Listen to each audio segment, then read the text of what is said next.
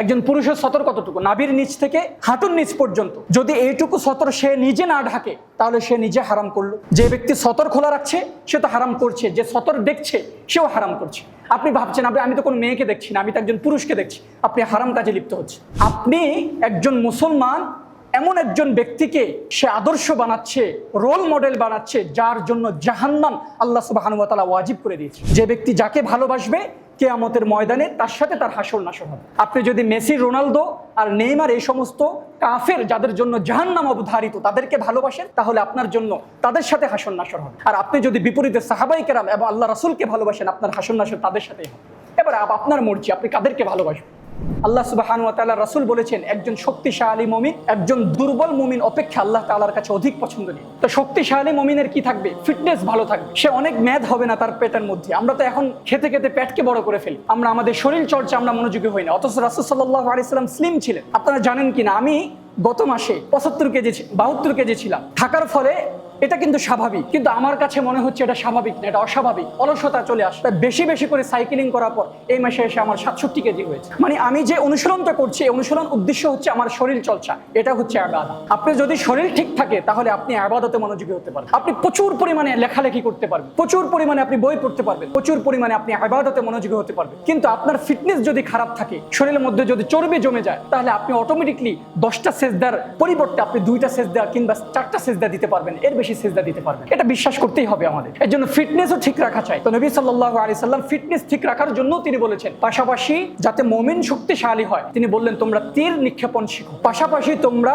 ঘোড়সওয়ার শিখো। কিন্তু আমার কাছে তীর নিক্ষেপণটাই সবচেয়ে বেশি ভালো মনে হয়। একইভাবে নবী সাল্লাল্লাহু আলাইহি সাল্লাম বললেন যে একজন পিতার জন্য তার সন্তানের উপর হক হচ্ছে সে তার সন্তানকে তীরন্দাজ বানাবে, পাশাপাশি তাকে সাঁতার শেখাবে। গত সপ্তাহেও আমরা বলেছিলাম সাঁতার শিক্ষা দান করা। সাঁতার শেখালে অথবা সাঁতার কাটলে শরীরের প্রতিটা অঙ্গ প্রত্যঙ্গ এগুলো হেলে দুলে, প্রতিটা রগ রেশা সবগুলো ছেড়ে দেয়, কোনোটা বাকি থাকে না আপনি যখন সাঁতার করবেন। ঠিক আছে, এর মধ্যে আপনার শরীরের মধ্যে উন্নতি সাধিত হবে, আপনার ফিটনেস ভালো থাকবে এবং আপনি শক্তিশালী মুমিন হবে। একইভাবে হযরতে ওমর ফারুক রাদিয়াল্লাহু তাআলা আনহু বলেছেন যে আল্লিমুস সিবাহা, হে পিতারা তোমরা তোমাদের সন্তানদেরকে সাঁতার শিক্ষা দান করো, হে জাতি তোমরা নিজেরাও সাঁতার শিক্ষা গ্রহণ করো। তো এই সমস্ত হাদিস থেকে বোধগম্য হয় আমরা যদি খেলাধুলা করি তাহলে অবশ্যই আমাদেরকে রাসূল সাল্লাল্লাহু আলাইহি সাল্লামের বলে যাওয়া খেলাধুলা অর্থাৎ তীর নিক্ষেপণ কিংবা ঘোড়সওয়ারি হওয়া, পাশাপাশি সাঁতার কাটানো, এই সমস্ত খেলা যদি আমরা করি তাহলে আমরা ইবাদতের সওয়াব পাই।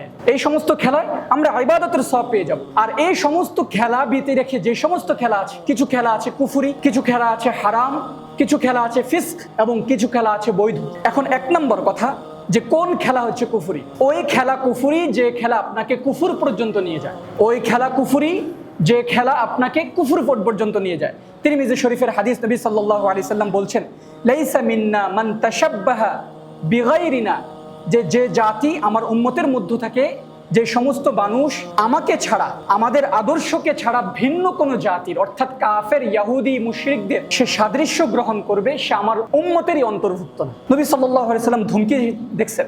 এরপর নবী সাল্লাল্লাহু আলাইহি সাল্লাম বলছেন লা তাশবা বিল ইয়াহুদ ওয়ালা বিন নাসারা, তোমরা ইহুদি এবং নাসারাদের সাদৃশ্যতা গ্রহণ করো না। ইহুদিরা যা করবে তোমরা তা করো না, নাসারারা যা করবে তোমরা তা করো না। আল্লাহু আকবার কাবীরা।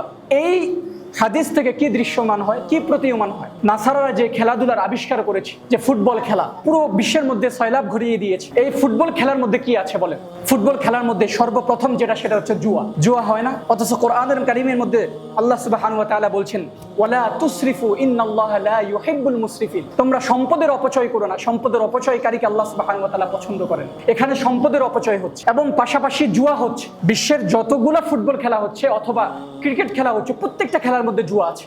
জুয়া আছে কি নাই? এবং এই খেলাগুলোর মধ্যে ইলুমিনাতির যে সমস্ত সিম্বল আছে, প্রত্যেকটা খেলোয়াড় তাদের খেলার যে খেলোয়াড়দের যে সমস্ত শরীর আছে সেই সমস্ত শরীরের মধ্যে যে তারা সিম্বল এঁটে দিচ্ছে, হয়তো দাজ্জালের এক চোখের সিম্বল কিংবা তারা ইলুমিনাতির সিম্বল।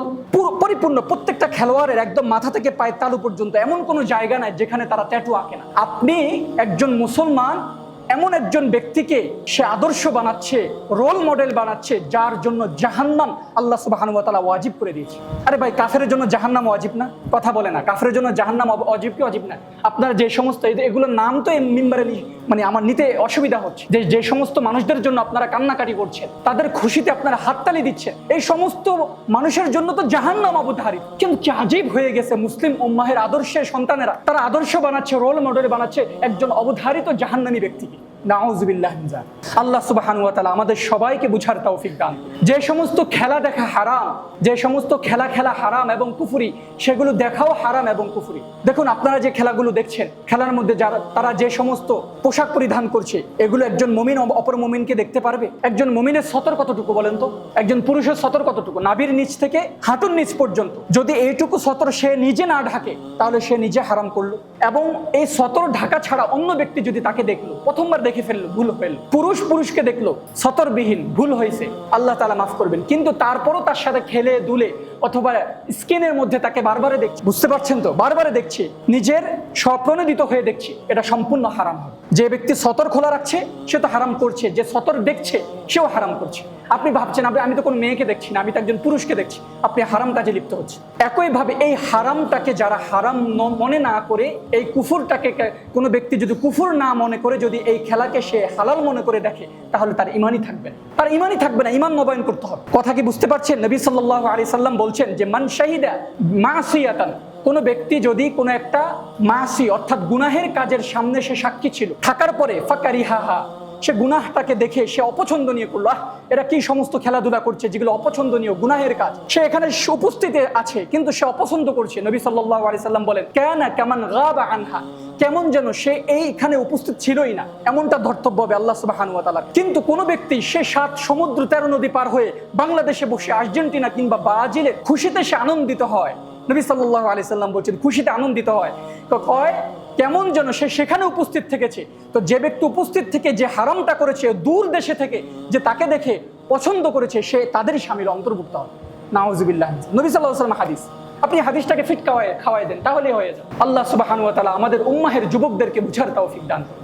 এই উম্মাহের যুবকদের দিয়ে কোনো আশা নাই, কোনো ভরসা নাই। জায়গায় জায়গায় দেখেন না, পতাকা লাগানো নিয়ে এখন কেউ আছে হাসপাতালের বেডে, কিংবা কেউ আছে ওই যে জেলখানায়, নিজের জমি জামা বিক্রি করে নাকি ব্রাউনবাড়িয়া কে নাকি পতাকা কিনেছে। মানে এগুলো হাস্যকর কথাবার্তা। আল্লাহ সুবহানাহু ওয়া তাআলা আমাদের প্রত্যেককে বুঝার তৌফিক দান করুন। নবী সাল্লাল্লাহু আলাইহি সাল্লাম বলছেন আল মারউ মা'a মান আহাব্বা, যে ব্যক্তি যাকে ভালোবাসবে কিয়ামতের ময়দানে তার সাথে তার হাসর নাসর হবে। আপনি যদি মেসি, রোনালদো আর নেইমার এই সমস্ত কাফের যাদের জন্য জাহান্নাম অবধারিত তাদেরকে ভালোবাসেন, তাহলে আপনার জন্য তাদের সাথে হাসর নাসর হবে। আর আপনি যদি বিপরীতে সাহাবায়ে কেরাম এবং আল্লাহ রাসূলকে ভালোবাসেন, আপনার হাসর নাসর তাদের সাথে হবে। এবার আপনার মর্জি, আপনি কাদেরকে ভালোবাসেন। আল্লাহ সুবহানাহু ওয়া তাআলা আমাদের প্রত্যেককে বুঝার তৌফিক দান করুন। এখন বৈধ যে সমস্ত খেলাধুলা, যে সমস্ত খেলাধুলার মধ্যে ইসলাম কোনো ধরনের নিষেধাজ্ঞা নাই, অর্থাৎ আপনার হাঁটুর নিচে জামা হবে, আপনি এখানে কোনো ধরনের বাজি লাগাবেন না, স্পিডের বাজি লাগায় না ছেলেরা, কিংবা টফির বিভিন্ন ধরনের বাজি লাগায়, এই সমস্ত বাজি লাগাবেন না, বরঞ্চ আপনার শারীরিক আপনি চর্চার জন্য খেলাধুলা করছেন, তাহলে আপনার খেলাধুলা বৈধ। একইভাবে আপনি খেলাধুলা করছেন, অর্থ অপচয় করছেন না, আপনার খেলাধুলা বৈধ। আপনি খেলাধুলার মধ্যে জুয়ার মিশ্রণ ঘটাচ্ছেন না, আপনার খেলাধুলা বৈধ। আপনি হাঁটুর উপর বললাম না, জামা না পরে হাঁটুর নিচে পড়ছেন, আপনার খেলাধুলা বৈধ। একইভাবে আপনি যদি সাঁতার কাটার খেলাধুলা করেন, এই সমস্ত খেলাধুলা আপনার জন্য বৈধ। আল্লাহ সুবহানাহু ওয়া তাআলা আমাদের সবাইকে বৈধ খেলাধুলা করার তৌফিক দান করুন এবং অবৈধ যে সমস্ত কুসংস্কৃতি আছে সেগুলো থেকে বিরত থাকার তৌফিক দান করুন। কালকে খেলাধুলার বিশ্বকাপের মোড়ক উন্মোচন হয়েছে এক জায়গায়, আবার যাদেরকে আপনারা সাপোর্ট করছেন সে আর্জেন্টিনা, ব্রাজিল, তাদের টাকায় ইহুদিরা ইসরায়েল গাজায় মুসলমানদের মধ্যে রণক্ষেত্র বানিয়েছে গতকাল রাত্রে। একদিক দিয়ে উদ্বোধন, আরেক দিয়ে মুসলমানদেরকে মেরে উদ্বোধন। এবার আপনাদের মর্জি ভাই, আপনারা কি আর্জেন্টিনা, ব্রাজিল এসবের সাপোর্টে থেকে নিজের ইমানকে বিকিয়ে দিবেন, নাকি আল্লাহ এবং তার রাসূলের আদর্শ ফিরে এসে আপনার ইমানকে জিন্দা রাখবেন? এটা আপনার মর্জি। আপনার কাছে এই প্রশ্ন রেখে দিলাম। ওয়া আখিরু দাওয়ানা আনিল হামদুলিল্লাহি রাব্বিল আলামিন। যারা সুন্নাত পড়েনি সকলে সুন্নাত